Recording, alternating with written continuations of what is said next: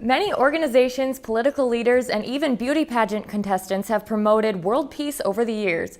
But one Cass Lake artist is campaigning peace with creativity. For this week's In Focus, Jamil Donith explains how one woman's bead art is spreading the message of peace across the globe.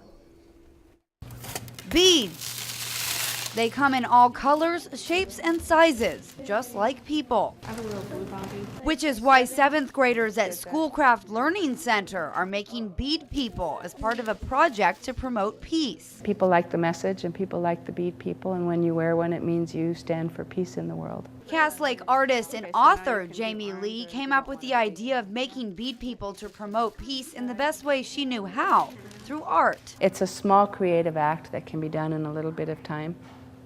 And if you think about it, beads have been a part of every culture through time. It happened by accident. 7 years ago, Lee had become bored with making the same old bead earrings. So in her effort to experiment with different designs, she ended up with a pair of earrings that looked like a person. And I thought, oh, sweet, so I started intentionally making the little bead people, and I liked the sort of mini diversity that they had. Lee and her husband started bringing trays of beads to classrooms and after-school programs to let kids create their own bead people. What I wanted it to do was to talk about how we could be celebrating our differences instead of killing each other over them or fighting over them. Lee says by allowing the students to create their own bead people, it lets them get in touch with their creative side, which in itself is promoting peace. In our differences is our strength. And the bead people also have their own story. The story of the wind of 1,000 years and how it blew all of the people of Earth into one another until they got all mixed up with one another. Agree to take care of each other. Agree to take care of each other. Lee reads the story to students and then has the students tell the story of their own bead people. His name went through my head.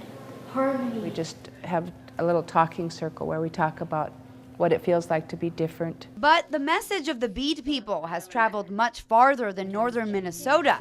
In fact, the bead people have become an international icon for peace. To my best estimate, I think about 7,000 bead people have gone to 45 different countries now. It's a simple statement that can be understood by adults in Africa to 7th graders in Bemidji. So these tiny bead people are promoting peace through cross-cultural creativity. For this week's In Focus, Jamil Donith, Lakeland News.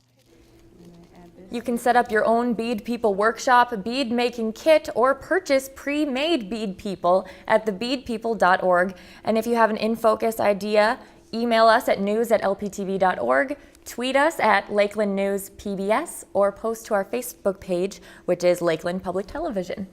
If you've enjoyed this segment of Lakeland News, please consider making a tax-deductible contribution to Lakeland Public Television.